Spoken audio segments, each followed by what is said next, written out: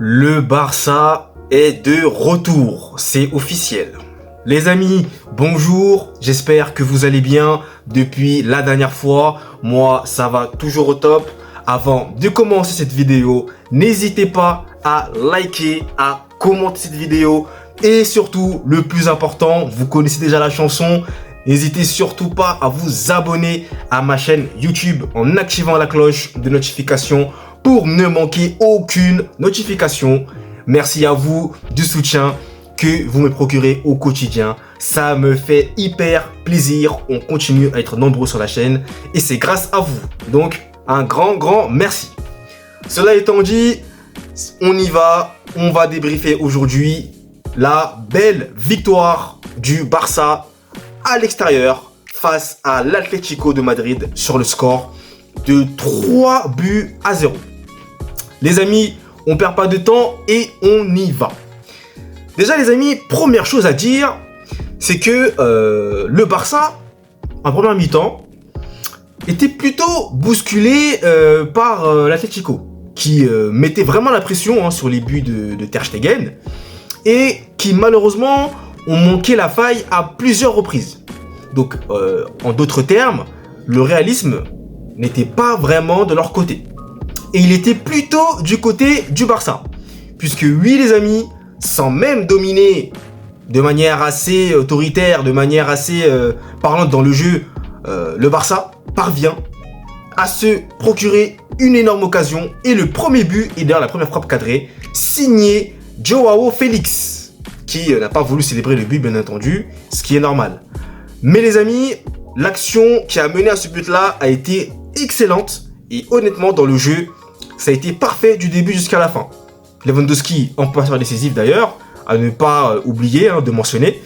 Et donc le Barça mène 1-0 au Metropolitano. Les amis, seconde mi-temps, le Barça ne va pas s'arrêter. Le deuxième but, cette fois-ci magnifique aussi, poteau rentrant, signé Robert Lewandowski, qui évidemment, je critiquais pour ses performances que je trouvais assez médiocres, entre guillemets, voilà, pour peser mes mots. Là les amis, comme je vous le disais, en ce moment, il est en pleine forme, il ne fait que marquer. Et encore une fois, il marque dans des moments importants, dans des gros matchs. Et là, on retrouve, je pense, le Robert Lewandowski des beaux jours. Donc ça fait déjà plaisir pour le Barça, je pense que les supporters doivent être très contents. Et c'est très intéressant de le voir reprendre et enfin marquer de nouveau. Donc ça les amis, c'est ce qu'il fallait mentionner ici. 2-0 pour le Barça et bientôt 3-0 grâce notamment à Fermín López. La jeunesse les amis, on va en parler ça aussi. Qui inscrit le troisième but et qui clôt à jamais le score final et surtout les espoirs de remontada de l'Atlético de Madrid. Donc les amis, moi j'ai envie de dire plusieurs choses. Déjà premièrement, l'Atlético de Madrid a toujours du mal avec le Barça.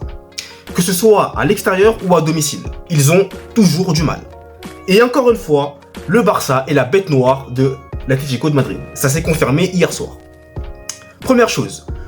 Deuxième chose les amis, à souligner qui est intéressant, c'est que sur les deux rencontres, Joao Félix a marqué. C'est quand même intéressant à mentionner. Joao Félix a marqué 2 fois contre l'Atlético. Donc je me suis dit à ce moment-là, mais c'est comme un signe du destin. C'est comme un signe qui marque 2 fois à domicile, à l'extérieur contre l'Atlético. Ça, vraiment, les amis, gardez ça dans un coin de votre tête. Le signe du destin. Mais sinon, les amis, l'autre chose que je voulais aussi rajouter, c'est que défensivement parlant, le Barça, avec Cubarsí, l'intervention que l'a fait Cubarsí sur Morata pour l'empêcher de marquer, en première mi-temps, elle est énorme. Énormissime. Vraiment, avec une propreté, une justesse technique incroyable. Franchement, Cubarsí, c'est le futur. C'est le futur de cette équipe-là. Le Barça est très bien entouré. Je pense que ils ont leur futur joyau. Cubarsí en défense, Lamine Yamal en attaque, Fermín au milieu de terrain, un peu en défense, Gabi, Pedri, sans oublier bien entendu. C'est beau. Et Araujo qui va s'instaurer et pour moi qui va devenir l'un des meilleurs défenseurs au monde dans les années à venir. Ça, c'est une évidence pour moi. Donc les amis, honnêtement, le Barça m'a fait plaisir. Voilà. Ça faisait un bail que j'avais pas dit ça, mais il faut le reconnaître, il faut le dire. Le Barça a délivré une très belle prestation. Il faut le reconnaître, quand ils sont bons, il faut le dire. Et je le dis aujourd'hui, ils ont été très réalistes devant les buts et ils ont surtout fait preuve d'efficacité, sans pour autant être dominants dans le jeu. Koundé également, que je critique souvent, vous me connaissez, sur Koundé que j'ai toujours du mal. Bon, aujourd'hui, encore une fois, j'ai toujours du mal avec lui, mais il a fait un très bon match, Koundé. Et en ce moment, il est en forme. Donc, il faut aussi le reconnaître et il faut le dire.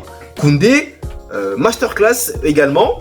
Et il monte aussi en confiance au fur et à mesure. Donc, les amis, ça va être intéressant de voir la fin de saison du Barça. Hein. Parce qu'il faut quand même le rappeler, il y a quand même pas mal d'absents. Hein. Pedri, Gabi, Cancelo, De Jong. Alors, De Jong d'ailleurs aussi qui va s'instaurer également, j'avais oublié de le dire, De Jong. Et les amis, malgré ces absences-là, le Barça a réussi à délivrer un match de qualité face à un concurrent direct et en s'imposant avec la manière. Et que dire, pour ne pas l'oublier, de Gundogan. Quel match encore une fois. Lui c'est le maestro, lui c'est le top. Il n'est jamais un flop pour moi. C'est jamais un flop ce joueur. Toujours top. Excellent, conservation de ballon, les passes transmises, la lecture du jeu, la vision, l'anticipation. Gundogan, masterpiece hein. Masterpiece. Et sinon les amis, j'aimerais quand même conclure de la mauvaise manière pour parler un petit peu des relances en pied assez inquiétantes je trouve de Ter Stegen. Ter Stegen quand même. Ah les relances au pied, wow, le tir bas sans l'air hein. On n'est pas sûr que ce soit toujours la bonne touche qu'il faut hein, parce qu'il a bien failli notamment occasionner une occasion de but pour l'Atlético hein, avec ses relances de pied un peu bancales. Donc je pense que sur ça, attention quand même. Hein. C'est le point de vigilance que je mettrais pour cette équipe du Barça. Mais sinon les amis, un match complet, voilà. Xavi qui prend 2 cartons jaunes en l'espace de quelques minutes, à cause notamment de l'arbitrage. Hein. Je peux le comprendre, mais bon, Xavi doit aussi se tolérer, se gérer comme dit Stan de la chaîne Les Outsiders. Mais je peux comprendre son agacement. Et c'est pas que lui, on est tous agacés par l'arbitrage en Liga, on est tous agacés, mais malheureusement, Xavi doit se contrôler. Il peut pas prendre 2 cartons jaunes comme ça en plus. Oh là là, c'était inutile, surtout que son équipe menait 1-0. Et voilà, il était vraiment bien, donc bon, c'est Xavi les amis, c'est son tempérament, il est comme ça, donc voilà.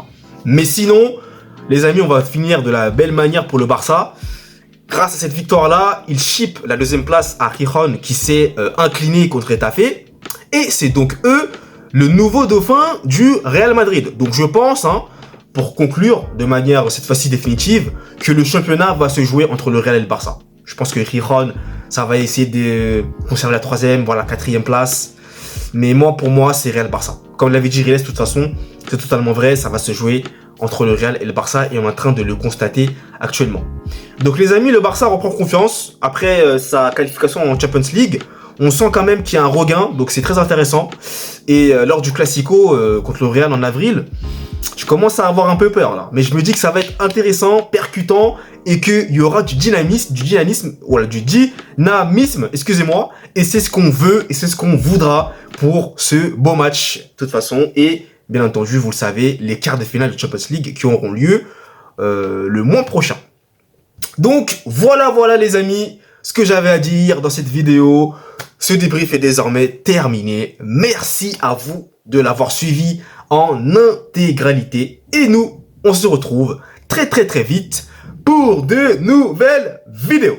Allez, peace!